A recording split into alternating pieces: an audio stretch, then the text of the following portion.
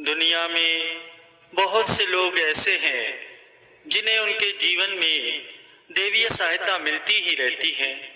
किसी को ज्यादा तो किसी को कम। कुछ तो ऐसे हैं कि जिनके माध्यम से ऊपरी या देवीय शक्तियां अच्छा काम करवाती हैं।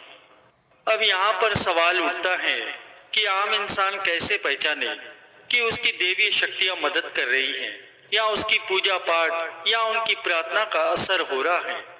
आइए आज इन संकेतों को जानते हैं। पहला संकेत है अच्छा चरित्र।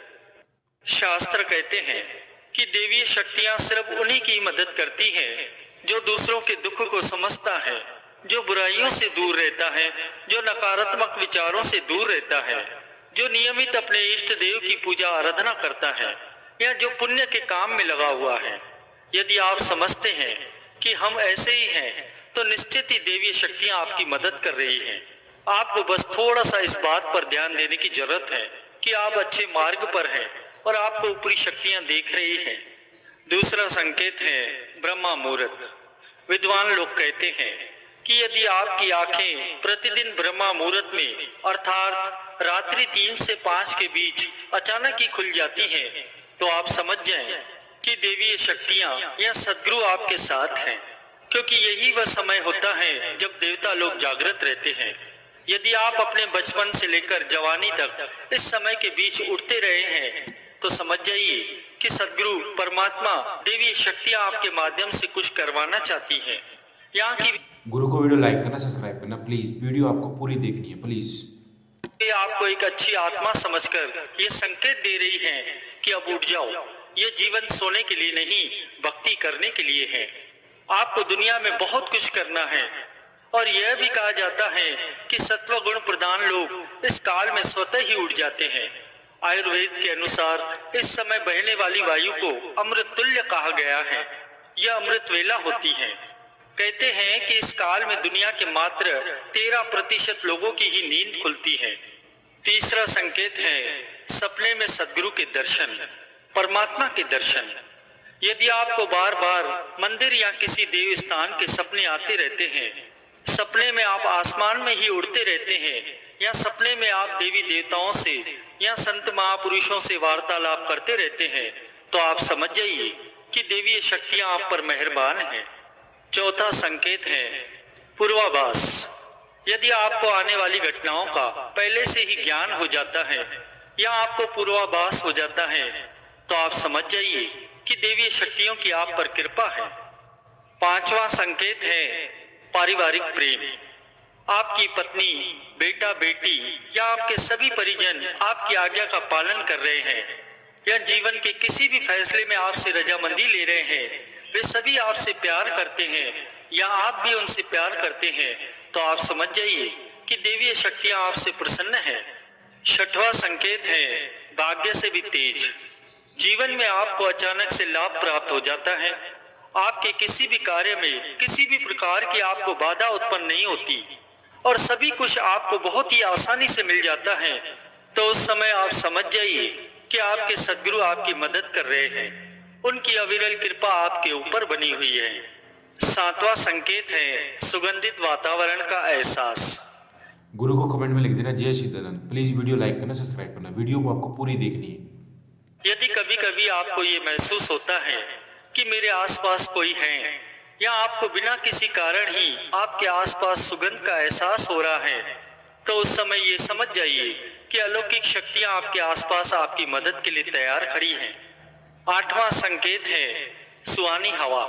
जब आप पूजा कर रहे हैं या श्री आरती कर रहे हैं और यदि आपको लगे कि अचानक से सुहानी हवा का झोंका या प्रकाश पुंज आ गया है और शरीर में सिहरन दौड़ने लगे जो पहले कभी ना हुआ हो तो उस समय समझ जाइए कि देवी देवता या जिसकी आप पूजा कर रहे हैं या आपके सद्गुरु आप पर प्रसन्न हैं। नौवां संकेत है ठंडी हवा का घेरा।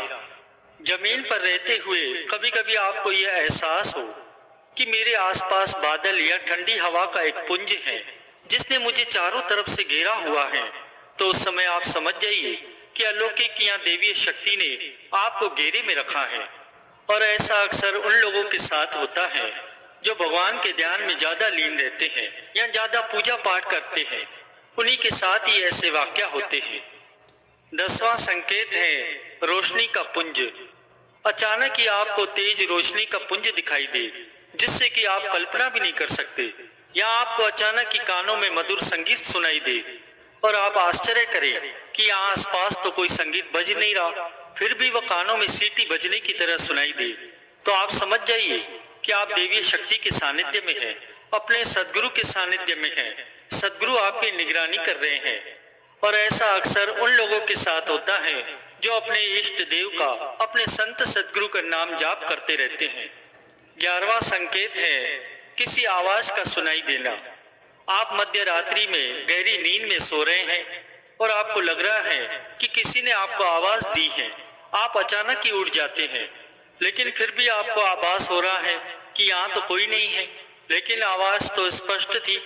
और ऐसा आपके साथ कई बार होता है, तो आप समझ जाइए कि आप पर किसी अलौकिक शक्ति की मेहरबानी है। ऐसे में आप सदगुरु के शब्द का अभ्यास करें और उन्हें धन्यवाद दें।